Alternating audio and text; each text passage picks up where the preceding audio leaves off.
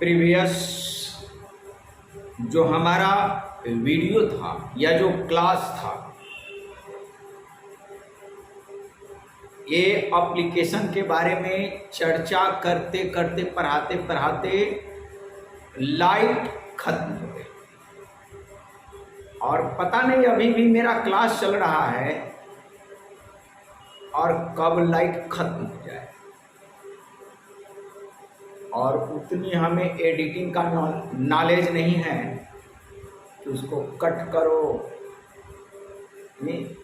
YouTube का जो studio है उसको हम ऑपरेट नहीं कर पा रहे हैं, प्रॉब्लम बात है। यानी काइन मास्टर का जानकारी हमारे पास उतनी नहीं। चलिए सज धज करके बाजार में जब चलेंगे तो लोग आपको देखेंगे, अच्छे कपड़े पहनकर चलेंगे तब भी देखेंगे, और बेवकूफ की तरह चलेंगे तब भी देखेंगे। तो कुछ लोग थंबनेल अच्छा बनाते हैं तब भी देखते हैं, हम यूं ही डाल देते हैं, आप देखिए ना देखिए। आइए टॉपिक पर चलते हैं। टॉपिक ये है एप्लीकेशन ऑफ डायमेंशन। डायमेंशन का एप्लीकेशन, आपने जो डायमेंशन पढ़ा है, डायमेंशनल फार्मूला पढ़ा है, डायमेंशनल इक्वेशंस पढ़ा है, वो सभी चीजों को हम क्या कहेंगे, यूज करेंगे। क्या करेंगे, यूज करेंगे। और उसके बेस पर हम कहेंगे कि इसका एप्लीकेशन ये है। एप्लीकेशन समझ रहे हैं, यानी यूज करना। आपके पास बहुत सारे फ्रेंड्स हैं, there are so many number of friends. उनमें से आप उसको कैसे यूज करेंगे, इसी को एप्लीकेशन बोलते हैं ना, इसी को एप्लीकेशन बोलते हैं। अब कोई लोग चतुर होते हैं, चालाक होते हैं, तो उसका जो है यूज करने का बहुत अच्छा तरीका है, तुरंत यूज कर लेता है। और थॉमस एल्वा एडिसन जैसे वैज्ञानिक साइंटिस्ट लोग हो, जो प्योरली साइंटिस्ट है भाई, उसको तो समाज का छोटा बच्चा भी यूज कर लेगा तुरंत, दिमाग है। एप्लीकेशन करना वो जानता है। आइए, हमारे विज्ञान में, साइंस में भी एप्लीकेशन है और बहुत सारे एप्लीकेशन है। उसका एप्लीकेशन कैसे करेंगे? हम हेडिंग पहले लिख दिए हैं, कुछ टाइम से हो जाएगा। एनसीईआरटी बुक का ये हेडिंग है, एप्लीकेशन नंबर 1। क्या हमारा हेडिंग है? Applications of dimension. डायमेंशन का application. And there are 3 applications of dimension. First application is what? Checking the dimensional consistency। Dimensional consistency, याद रखिएगा ये word, dimensional consistency of equation. ये भाई एनसीईआरटी में ऑफ इक्वेशंस, हाँ, इक्वेशंस प्लूरल में लिख दिया है, इसीलिए यहाँ एंड का यूज नहीं किया, छूट गया था भाई। अब सबसे पहले इसका हम मतलब समझे। First of all you have to know meaning of this heading. इस हेडिंग का मीनिंग क्या है, तो बात को समझिए। डायमेंशनल कंसिस्टेंसी कंसिस्टेंसी का मतलब क्या हो गया? रखना। कंसिस्टेंसी कंटेन वर्ड से बना है। Consistency of equations. बहुत सारी इक्वेशंस है भाई फिजिक्स में, मैथ्स में बहुत सारे इक्वेशंस है। There are so many number of equations. अभी तो आप 10th क्लास पढ़ कर आए हैं, अभी आप 9th क्लास की फिजिक्स में पढ़ करके आए हैं, तो गिने चुने 10-20 फार्मूला 9th क्लास के फिजिक्स में और 10-20 फार्मूला 10th क्लास के फिजिक्स में पढ़ा। उसी इक्वेशंस की कंसिस्टेंसी हमें पता लगाना है, और ये कोई नई बात नहीं है। This is not a new sentence. ये कोई नई बात नहीं है कि आप किसी इक्वेशन की कंसिस्टेंसी अभी पढ़ने जा रहे हैं। नाम बदल जाते हैं लेकिन काम वही होता है, और बच्चे समझेंगे कि भाई ये नई टॉपिक नहीं। आपको मैं याद दिलाता हूं, साधारण तरीके से बतलाता हूं, और तब आप कहेंगे कि नहीं ये तो मैंने 6th क्लास में पढ़ा है, 7th क्लास में पढ़ा है, और वही बात को नई बात बना दिया। अब आइए मैं कुछ बात को ध्यान दिलाता हूं। आपको 6th और 7th क्लास में एल्जेब्रिक एक्सप्रेशंस पढ़ाया होगा या आपने पढ़े होंगे। क्या लाइक टर्म को आप लाइक टर्म से क्या करते हैं? ऐड करते हैं या सब्ट्रैक्ट करते हैं। एज फॉर एग्जाम्पल आपसे कहा जाएगा कि भाई ऐड करो 3a + 2b - 2a, ठीक राइट, एंड -3b। इसको कहेगा आपको सॉल्व करने के लिए, राइट। तो कैसे आप सॉल्व करेंगे? ये वाले टर्म का ऑपरेशन इस वाले टर्म से होगा, राइट। 3a और ये लाइक टर्म है, राइट। तो आप क्या करेंगे? 3a - 2a आप a लिखेंगे या 1a लिखेंगे। ये आप पढ़ करके आए हैं। ये मोबाइल को कभी कभी बीच में टच करना पड़ता है, ये टच हो गया तो आपको बोर्ड पर दिखेगा।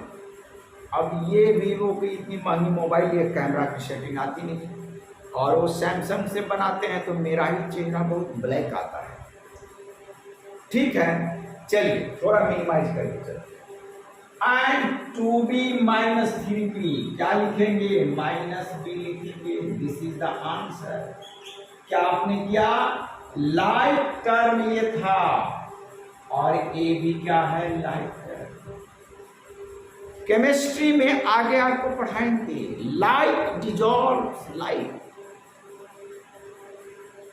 12th क्लास में भी पढ़ना है, 11th क्लास में भी पढ़ना है, और शायद 9th क्लास में जो बच्चा है वह 11th क्लास का सिलेबस अगर 9th में ही पढ़ लिया तो समझो पहले अटेम्प्ट में वह डॉक्टर और इंजीनियर बन जाएगा। 9th में ही वह 11th का पढ़ ले और 10th में वह 12th का पढ़ ले। हमारे सीतामढ़ी में एक ब्रिलियंट एकेडमी के डायरेक्टर से हमारी 2-4 रोज पहले बातचीत हुई। कह रहे कि सर क्या आप 9th क्लास के बच्चों को पढ़ाएंगे? हमने कहा कि क्या वो 9th क्लास का बच्चा 11th क्लास का सिलेबस अभी पर पढ़ना चाहता है? क्योंकि मैं 9th के बच्चे को 11th का सिलेबस पढ़ाता हूँ और 10th के बच्चे को 12th का सिलेबस पढ़ाता हूँ, तब जाकर के वो डॉक्टर और इंजीनियर बनेगा फर्स्ट अटेम्प्ट में। अदरवाइज घूमते रह जाएगा। बातों को पकड़िए। तो आते हैं टॉपिक पर। ये बात आपने 6th क्लास में पढ़ा है, 7th क्लास में पढ़ा है। प्लस करना या आपको ऐसे कहा होगा 3a + 2b एंड क्या -2a - 3b। यह है। आप ऊपर लिख देगा क्या ऐड। इसमें क्वेश्चन नंबर 1 एडिशन में। अब इसको आपको ऐड करना, तो आप क्या करेंगे? 6th क्लास में पढ़ा 3a + 2b, राइट। और यहां लिखिएगा -2a - 3b और ऐड कीजिएगा, तो यही आपका आंसर a -a नहीं a -b आएगा। ऐसा करना सिखलाया होगा आपको 6th क्लास। इसी में सबट्रैक्ट होगा तो सबट्रैक्ट कर देंगे, यानी लाइक टर्म को लाइक टर्म से ऐड करना है, लाइक टर्म को लाइक टर्म से सबट्रैक्ट करना है। क्या ये बात आपने 6th 7th क्लास में नहीं पढ़ा? बस वही बात तो है। क्या है तो बातें समझिए। आपका 3a पर पावर 1 है और 2b पर पावर 1 है और 2a पर पावर 1 है और 3b पर पावर 1 है। तो जो पावर है उसी को आप क्या बोलते हैं? डायमेंशन। क्या बोलते हैं? Dimension, right. तो हम बात वही पढ़ने जा रहे हैं 6th 7th क्लास में, लेकिन हम फिजिकल इक्वेशन में ही नहीं, मैथमेटिक्स का कोई भी इक्वेशन है तो वहां भी हम डायमेंशन को चेक करें, यानी डायमेंशन सेम है कि नहीं। अगर डायमेंशन सेम है तो वह इक्वेशन सही है। जैसे आपने पावर अगर सेम आया तो लाइक टर्म हो गया, पावर डिफरेंट आ गया तो वह अनलाइक टर्म। तो लाइक टर्म को लाइक टर्म से ऐड करेंगे और लाइक टर्म को लाइक टर्म से सबट्रैक्ट करेंगे, माइनस करेंगे। तो भाई हम कोई फिजिकल इक्वेशन की बात कर लेते हैं। हालांकि एनसीईआरटी बुक में जो बात इक्वेशन की लिखी है ये चैप्टर नंबर 3 में हम पढ़ाएंगे। फिलहाल 9th क्लास की ही बात करके चलते हैं।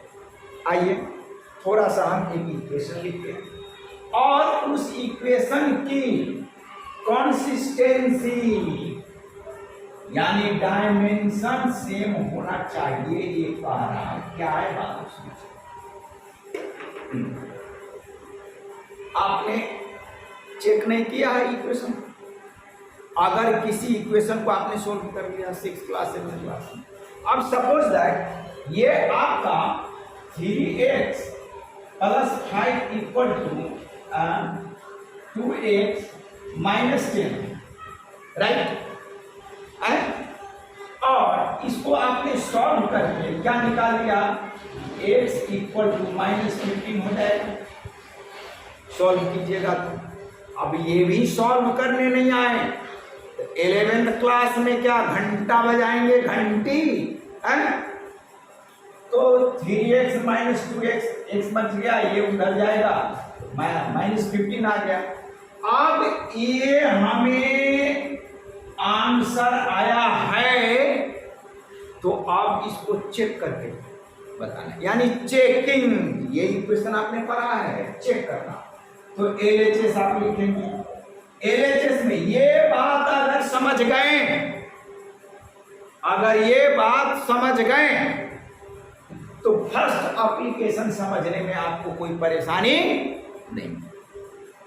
ये तो आप 6 में पढ़ चुके हैं, 7th में ही पढ़ चुके हैं भाई, और 11th में आपको बेवकूफ बनाने के लिए कह रहा है कि नई बात है। नहीं, ये नई बात नहीं, ये वही बातें हैं जो 6 और 7th क्लास में आपने पढ़ा है।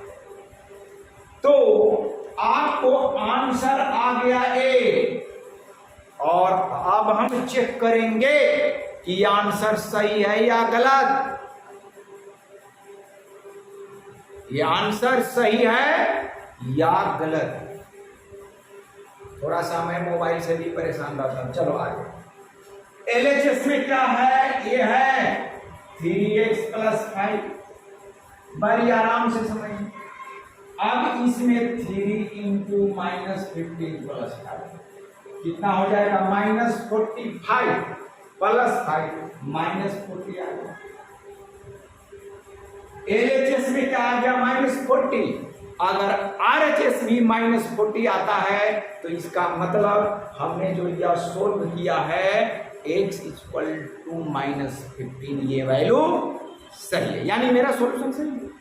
बट देखिए आरएचएस में, आरएचएस आपका क्या है? 2x - 10, 2 × -15 और -10। क्या आपको -40 नहीं आएगा? तो आप क्या लिखते छोटे बच्चे में? हेंस LHS = RHS, या आप लिखते हेंस वेरीफाइड। मजा आ जाता आपको। बस वही तो बात है जो 6 और 7th क्लास में आप पढ़ करके आए हैं। क्या? चेकिंग द इक्वेशन, या लिखा रहेगा क्या? Solve this equation and verify, यही ना लिखा होता। तो अब वहां पर सोल्व भी करना है और वेरीफाई भी करना है। यहां पर सोल्व नहीं करना है, यहां पॉकेट में इक्वेशन दिया हुआ है, पॉकेट में इक्वेशंस दिया हुआ है। सिर्फ आपको चेक करना है कि एलएचएस आरएचएस के बराबर है कि नहीं। अगर एलएचएस का डायमेंशंस आरएचएस के डायमेंशंस के ईच टर्म के बराबर है, ईच टर्म याद रखना, ईच टर्म, बार बार रिपीट कर रहा हूं, दोनों ओर के डायमेंशन बराबर। अब हम बोल दें और आपको समझ में ना आए तो बड़ी मुश्किल काम बात है। आइए एग्जाम्पल से बात को हम समझते हैं। क्या है भाई? तो 9th क्लास में आपने पढ़ा होगा फिजिक्स में, क्या? S = ut + ½ at²। हालांकि 11th क्लास में ये इक्वेशन नहीं दिया है, एनसीईआरटी में क्या दिया है मैं ये भी आपको बतलाता हूं या बतलाती हूं।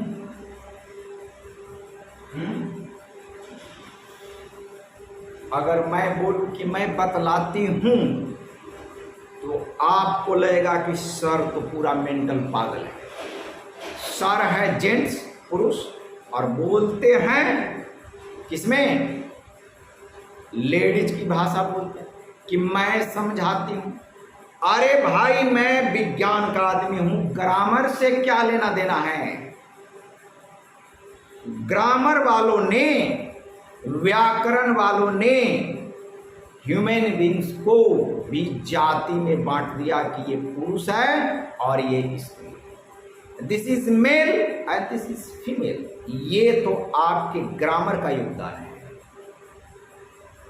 हमारे देश में कास्ट जो सिस्टम है, जातिवादी जो बात है, ये कोई लोग बोलते हैं कि ये तो ब्राह्मण ने लगा दिए जातिवाद। नहीं, हमारे कुछ व्याकरण का भी दोष है, और जातिवाद तो हर घर में, ये बेटा है तो ये बेटी, जातिवाद हर घर में खड़ा है। हर स्कूल में जातिवाद कास्टिज्म है। ये लड़का है तो ये लड़की, ये व्याकरण। मैं तो विज्ञान का आदमी हूं, मेरे को इस व्याकरण से क्या लेना देना है। बंदर से हम लोग आदमी बने हैं, और शुरू शुरू में जो बंदर आदमी बना होगा, शुरू शुरू में जो बोलना सीखा होगा, उसको ये भी पता नहीं होगा उस बंदर को कि मैं लड़का हूं या मैं लड़की हूं, पता नहीं। शुरू वाले मनुष्य को पता ही नहीं। ये तो शिक्षा आई, व्याकरण बनी, और मेल फीमेल में उसको बदल दिया। समाज घरों में जातिवाद है। शास्त्रों की बात तो छोड़ दीजिए, मैं विज्ञान की बात करता हूं। आइए, तो आपके 11th क्लास में जो इक्वेशन एनसीईआरटी में लिखा है, क्या लिखा है? x = x0 plus v0t plus half a t²। हाँ, ये इक्वेशन लिख दिया है। अब ये इक्वेशन आते ही आपके दिमाग में ठनकेगा कि भाई ये क्या है। ये इक्वेशन आपको 11th क्लास के फिजिक्स चैप्टर 3 में है, और वही चैप्टर है जो 9th क्लास के 8th चैप्टर है। मोशन चैप्टर वहां नाम है, और यहां मोशन इन क्या है भाई? Straight line. देखता हूं, मोशन इन स्ट्रेट लाइन यानी मोशन इन 1D। बातें समझिए, थोड़ा मोबाइल को टच कर देता हूं, आपको स्क्रीन पर कम दिखेगा। चलिए आगे। This equation and this equation both are same. ठीक, ये भी सेकेंड इक्वेशन ऑफ मोशन है, और ये भी सेकेंड इक्वेशन ऑफ, लेकिन ये आप 9th क्लास में पढ़ कर आए, तो चलिए इसी पर थोड़ी सी हम चर्चा कर लें। S, this is the symbol of distance, and this is इस इक्वेशन में RHS में 2 टर्म है, एक ए टर्म है और एक टर्म है। RHS में क्या है? देयर आर 2 टर्म्स, और LHS में कितना है? 1 टर्म। तो पहले मैं dimension of LHS, D stand for dimension of S, इसका डायमेंशन लिखेंगे तो ये क्या हो जाएगा भाई? डायमेंशन लिख रहा हूं। ठीक, अगर इसको भी हम ऐसे लगा दे तो डायमेंशन से इक्वेशन हो जाएगा। मैं डायमेंशन की बात कर रहा हूं। तो this is the symbol of क्या? Distance, and distance is a type of length, and dimensional formula of length is what? L। Dimensional formula लिखना, और इसके पावर हो गया 1 डायमेंशन ब्रैकेट। अब डायमेंशन ऑफ RHS, ये RHS है, RHS जैसे आप 7th 8th क्लास वैसे ही RHS dimension of UT, RHS। तो U का डायमेंशन क्या लिखेंगे? U क्या है भाई? स्पीड है या वेलोसिटी? आप पढ़ाए हैं हम, डायमेंशन इसका LT-1, राइट, और small t time, dimension of time. इसको सॉल्व किए होंगे 7th 8th क्लास में। अब आपको अगर ये भी बात समझ में ना आए तो हम क्या, तो RHS के फर्स्ट टर्म का डायमेंशन भी आपका क्या आया? वही जो ये है, राइट। अब सेकेंड टर्म का डायमेंशन ऑफ हाफ AT²। क्या है भाई? हाफ डायमेंशन लेस है, इसको तो आप लिखिए ही, नंबर है, डायमेंशन लेस है। अब A stand for acceleration, and the dimension of acceleration is what? LT-2। कोई प्रॉब्लम? गर्दन हिलाने से काम नहीं चलेगा भाई, सीधी सीधी बात। हाँ। और टी क्या है पावर में, तो ये आपका देखिए, इसको जब आप सॉल्व करेंगे तो एल आएगा। समझ गए बात? RHS के भी ईच टर्म, ये दोनों है RHS, डायमेंशनल फार्मूला, यानी फार्मूला कर दिए तो ब्रैकेट लगाएंगे, छोड़ो यार ब्रैकेट की बात नहीं, सिर्फ डायमेंशन यानी पावर की बात। तो L raise to the power 1, L raise to the power 1, so dimension same हो गया। ईच टर्म का डायमेंशन RHS में and the dimension of LHS उसका भी डायमेंशन सेम। इसका मतलब क्या हुआ, डायमेंशनली ये करेक्ट है, डायमेंशनली करेक्ट, राइट। अब हम बात चर्चा करते हैं इसकी। इसमें भी ये आपका क्या है, डिस्टेंस है, ये लिखेंगे। ये x नॉट, इस इक्वेशन के बारे में बताऊंगा कि x नॉट क्या है, ये आपको थर्ड चैप्टर में पढ़ना है, अभी सिर्फ मैंने लिख दिया है, बड़ी लंबी चर्चा होगी, इंटीग्रेशन का पढ़ाएंगे, डिफरेंशिएशन पढ़ाएंगे, तब बातें बनेगी।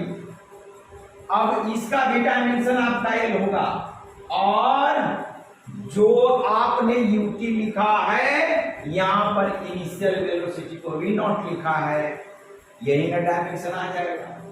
और फिर इसका भी डायमेंशन क्या आएगा, यही आएगा। तो देखिए डायमेंशनली करेक्ट, बात समझ रहे हैं?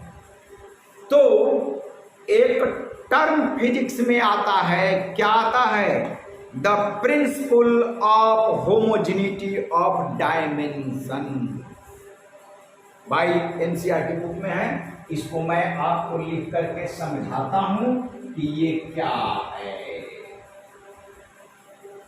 देखिए, the principle of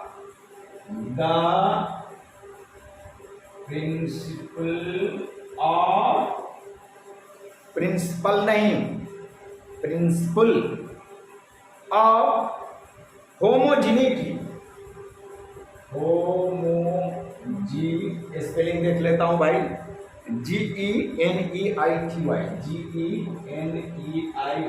जेनिटी, homogeneity of dimension,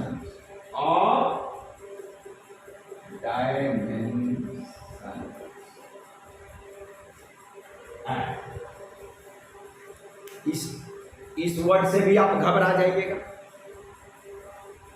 थोड़ा सा लाइटिंग आ रहा है क्या, बोर्ड पर दिखेगा? देखिए, हाँ बोलते रहते हैं लेकिन थोड़ा सा मोबाइल का सेटिंग है। देखिए, the principle of homogeneity of dimension, इसका मतलब क्या होता है, सिद्धांत,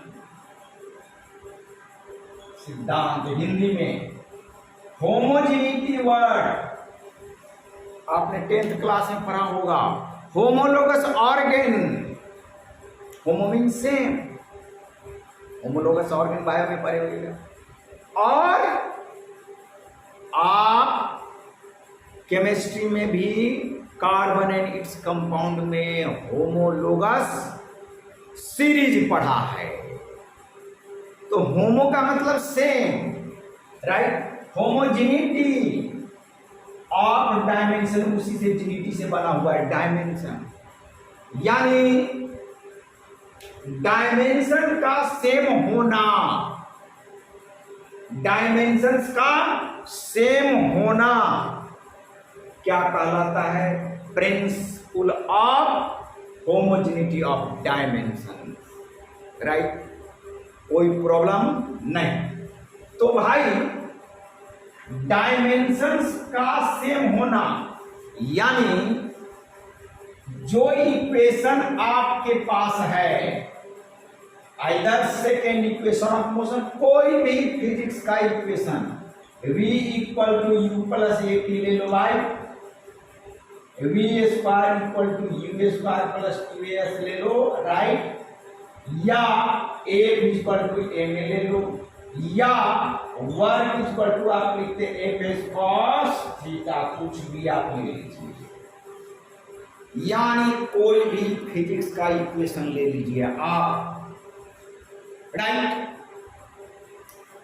उन सारे फिजिक्स के जो इक्वेशंस है, मैथमेटिक्स का जो इक्वेशंस है, उसके ईच टर्म का डायमेंशन, वो टर्म चाहे एलएचएस का हो या आरएचएस का हो, यानी dimensions of each term should be same. अगर सेम है तो एक तो आपका वह इक्वेशन सेम हो जाएगा, यानी सॉरी वह इक्वेशन करेक्ट हो जाएगा। बात समझ रहे हैं? और उसी सिद्धांत को, उसी प्रिंसिपल को क्या कहेंगे? द प्रिंसिपल ऑफ होमोजेनिटी, यानी सेम होने की लक्षण, कैरेक्टर क्या कहलाएगा? डायमेंशन। तो the principle of homogeneity of dimensions, ये क्या नई बात है? क्या आप इसको 11th में पढ़े? नहीं नहीं भाई, ये आपने 6th और 7th क्लास में पढ़ा है। ये बातें आप 6th और 7th क्लास में पढ़ा है। बातों को समझने की जरूरत है। क्या समझने की जरूरत है? यहां लिख दिया क्या? The principle of homogeneity of dimensions. और अभी आपने जो इक्वेशन बनाया 3x plus 5 equal to 2x minus 10, ये भी एक इक्वेशन है, राइट। और आप x का वैल्यू चाहे जो निकाले वो RHS और LHS, सॉरी LHS और RHS, अगर दोनों का वैल्यू बराबर आ गया तो पहली बात कि आपने जो इक्वेशन सोल्व किया वो सही है, राइट। और x का वैल्यू पुट करके आपने LHS और RHS दोनों का वैल्यू अगर बराबर कर दिए तो आप डिटरमाइन हो गए कि भाई मैंने जो इक्वेशन सोल्व किया वो सही है, बाजी मार लिया। बस वहां पर हम कहते क्या? The principle of homogeneity of equation.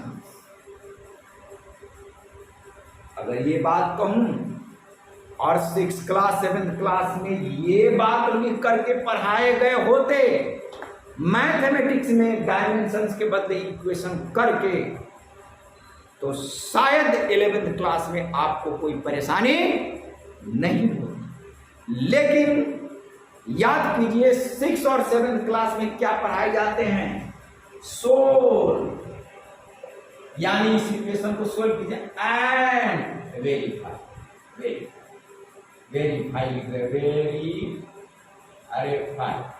जो भी है वेरीफाई, ये लिखना है यार, ये क्यों लिखे हैं? हाँ चलिए, राइट। तो वहां पर आपको पढ़ाया गया सोल्व एंड वेरीफाई, या सोल्व एंड चेक कर को भी दिखाना। लेकिन वहां पर यह बात नहीं कही गई कि यह प्रिंसिपल का करके कि यह सिद्धांत है कि LHS की बात RHS के बराबर कर देना है। लेकिन यहां पर डायमेंशंस में बातें कहना एक नई टर्म आ गई। तो आज जो बात हम 11th क्लास में जो पढ़ने जा रहे हैं, हकीकत ये 6th और 7th क्लास में हम पढ़ चुके हैं, राइट। 8th क्लास में हम एक्सपोनेंट पढ़े हैं, अब वही यहां कहेगा डायमेंशन है। बात समझ रहे हैं? अच्छा, थोड़ी सी चर्चा हम करते हैं और फिर क्वेश्चन की तरफ चलेंगे। बातों को समझिए। और एक और बात मैं आपको समझा देना चाहता हूं, जो डायमेंशंस की सबसे बड़ी डिमेरिट है, डायमेंशंस की सबसे बड़ी डिमेरिट, यानी दुनिया का कोई भी इक्वेशन क्या डायमेंशनली करेक्ट है तो क्या हम उसको करेक्ट मान लेंगे?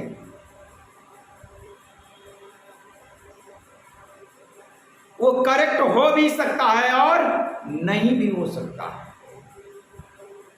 हमारे देश में बहुत सारे ऐसी जांच एजेंसी है, थाना लेवल पर जो जांच की जाती है दरोगा के द्वारा,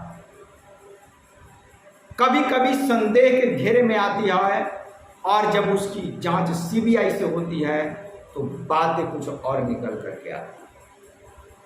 आज से बहुत दिन पहले ही की बात नहीं, 4 साल पहले की बात, 2017 या 18 की यह घटना है। और गुड़गांव में एक रयान इंटरनेशनल स्कूल में 3rd या 4th क्लास के एक बच्चे को एक 12वीं क्लास का बच्चा मार दिया बाथरूम में। वर्तमान समय में उस समय पुलिस वालों ने बस के ड्राइवर को पकड़कर बहुत ही मारा, कहा कि तुमने ही बच्चा को मारा है। और वो बस का ड्राइवर चिल्ला चिल्ला कर कह रहा है कि मैं निर्दोष हूं, मैं नहीं मारा हूं। पुलिस वाले जो थाना लेवल की जांच थी उस सत्य को उगलवाने के लिए उस बस के ड्राइवर को इलेक्ट्रिक शॉक दिया, यानी बेचारे की जिंदगी बर्बाद हो गई। जब इसका मामला सीबीआई के हाथ में आई तो पता चला कि एक 12वीं क्लास का बच्चा उस 3रे क्लास के बच्चे को मार करके बाथरूम में रख दिया, इसलिए कि एग्जाम का डेट थोड़ा बढ़ जाएगा, स्कूल बंद हो जाएगी, एग्जाम का डेट बढ़ जाएगा तो मैं सेल्फ स्टडी करके थोड़ा ज़्यादा नंबर ले आऊँगा। यानी वो नादान 12वीं क्लास का बच्चा एक छोटी सी जिंदगी की सबसे बड़ी चीज की नंबर पाने के लिए किसी के घर जो हंसता खेलता है उसके चिराग को वह समाप्त कर दिया। ऐसे समाज में लोग हैं, इसीलिए संभल करके चलना पड़ेगा। छोटी सी उपलब्धि के लिए इंसान जो है ना बहुत बड़े बड़े घटना समाज में कर डालते हैं। चलिए हमें सावधान रहना है, सतर्क रहना है और निर्णय हमें सही दिशा में लेना है।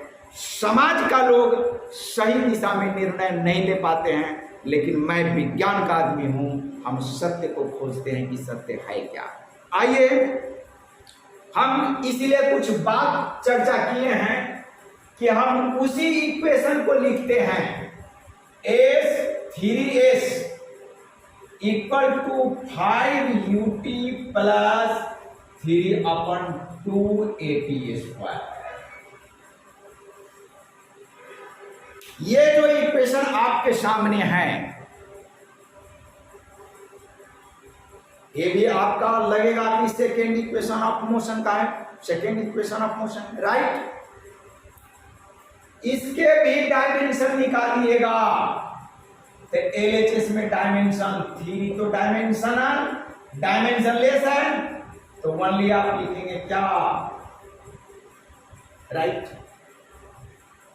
और 5 को आप क्या लिखेंगे, डायमेंशन लेस। सो इसका भी डायमेंशन क्या हो जाएगा, L। लिखे हैं भाई, अब दोबारा हम क्या लिखकर बताएं। और इसका भी डायमेंशन जब आप लिखिएगा तो L आएगा, क्योंकि 3/2 क्या है, 3/2 क्या है, वो फ्रैक्शन है, तो वो भी डायमेंशन लेस है। तो बात ये समझिए कि ए जो इक्वेशन लिखा आपने 3S equal to 5ut plus 3/2at², क्या ये इक्वेशन डायमेंशन ईच टर्म का इक्वल होने के बावजूद ईच टर्म का डायमेंशन यहां इक्वल है। लिखने नहीं आए तो पीछे से लिख लीजिएगा भाई। इसके बावजूद भी ये इक्वेशन पर अगर आप न्यूमेरिकल क्वेश्चन बनाएंगे, इस इक्वेशन पर अगर आप न्यूमेरिकल क्वेश्चन बनाएंगे तो डेफिनेटली वो गलत आएगा। इसका मतलब ये हुआ कि ये जो इक्वेशन दिया गया है दिस इज नॉट करेक्ट, ये करेक्ट इक्वेशन नहीं है। आपका करेक्ट इक्वेशन है a equal to ut plus half a b square. ये करेक्ट है और ये करेक्ट नहीं है, जबकि इसके भी ईच टर्म का डायमेंशन क्या है, सेम। जैसे इसका भी डायमेंशन l, इसका भी डायमेंशन l, इसका भी डायमेंशन l आएगा, आप निकालिएगा। तो ये साफ बात क्लियर हो गया कि भाई डायमेंशन से आप किसी इक्वेशन की करेक्टनेस पता नहीं लगा सकते। जैसे थाना स्तर पर जो केस की जांच की गई तो वह जांच गलत था और ड्राइवर को बेवजह इलेक्ट्रिक शॉक देकर बर्बाद कर दिया। यानी मूर्ख लोग जो नॉलेज नहीं रखते हैं वो बच्चों को कहां से कहां बर्बाद कर देंगे ये पता नहीं। हमारे इंडिया में 99% टीचर से बच्चा बर्बाद हो रहा है। टीचर खास तौर पर कोचिंग क्लास चलाने वाले और ट्यूशन पढ़ाने वाले जो टीचर है वो बच्चों को बर्बाद कर दे रहा है, क्योंकि उसके पास पढ़ाना आता ही नहीं है। ये कहानी है। और अब आप इस बात को समझ गए कि हम वो रेहान इंटरनेशनल स्कूल का जो एग्जाम्पल है वो क्यों दिए, यहां सटीक बैठ रहा है। थाना स्तर पर जो जांच है वो सही हो भी सकता है, नहीं भी हो सकता। दरोगा आपको सही जांच कर, अगर इंटेलिजेंट है, दिमाग है, तो वो सही जांच करके देगा। नहीं तो आपको सीबीआई के हवाले केस करना पड़ेगा। और बड़े बड़े केस के लिए तो हमारे देश में जो टेररिस्ट वगैरह है, आतंकवादी वगैरह है, उसकी जांच तो नेशनल इन्वेस्टिगेशन एजेंसी करती है। रॉ का फुल फॉर्म क्या है भाई, भूल रहा हूं। आईबी, इंटेलिजेंस ब्यूरो, जो होम मिनिस्ट्री के अंदर काम करते हैं। हालांकि सभी तो होम मिनिस्ट्री के अंदर ही काम करते हैं भाई, तो ये सारे लोग जांच करते हैं। तो एक बात साफ साफ क्लियर हो गई कि dimensionally correct equations may be correct और नॉट। बात समझ लीजिए इस बात। तो एक सुंदर सा लाइन लिखा है, ये बोर्ड पर अब मैं लिखूंगा नहीं भाई, पेज नंबर 33 पर एग्जाम्पल 2.15 से ऊपर है। एग्जाम्पल 2.15 से ऊपर लिखा है, नोट नीचे, ऊपर लिखा है। क्या लिखा है मैं पढ़कर सुना देता हूं, तुम लोग अंडरलाइन कर लेना भाई, अंडरलाइन कर लेना। क्या है, if an equation fails this consistency test, consistency test यानी हम जो एलएचएस के डायमेंशन और आरएचएस के जो ईच टर्म का डायमेंशन है उसको सेम कर दें, इसी को बोलते हैं कंसिस्टेंसी टेस्ट। क्या बोलेंगे, कंसिस्टेंसी टेस्ट। भाई अब मैं लिखूंगा नहीं, लिखते लिखते थक गया, अंडरलाइन कर लेना। कंसिस्टेंसी टेस्ट कह रहा है कि अगर ये कंसिस्टेंसी टेस्ट फेल हो गया, हाँ, if an equation fails this consistency test, यानी एलएचएस का डायमेंशन आरएचएस के डायमेंशन के ईच टर्म के बराबर हो। ईच टर्म एलएचएस में भी हो सकता है, एक से ज्यादा टर्म आपको एलएचएस में भी हो सकता है और एक से ज्यादा टर्म आरएचएस में भी हो सकता है। अगर सभी टर्म का डायमेंशन सेम नहीं है, वो कह रहा है, तो कह रहा है इट इज प्रूव्ड रॉन्ग, वो रॉन्ग होगा, वो तो रॉन्ग हो ही गया, बात सुन। अब कह रहा है बट इफ इट पासेस, अगर डायमेंशनली करेक्ट हो गया, पास कर गया, तो दो बातें निकल करके आएगी। It is not proved right, आप इसको सही साबित नहीं कर सकते। डायमेंशनली यहां करेक्ट तो है, डायमेंशनली करेक्ट तो है, लेकिन हम इसको, इस इक्वेशन को सही नहीं कर सकते। राइट, आई आगे कह रहा है क्या, 10 और डायमेंशनली करेक्ट, बोल्ड लाइन में एनसीईआरटी में लिखा है, उसको अंडरलाइन कर लीजिए, याद कर लीजिए। याद क्या करना है यार, समझना है। हाँ, 10 और dimensionally correct equation need not be actually an exact correct equation, but a dimensionally wrong, that is incorrect or inconsistent, बड़ा सुंदर वर्ड लिखा है, inconsistent equation must be wrong। inconsistent equation, एक consistent equation और एक inconsistent।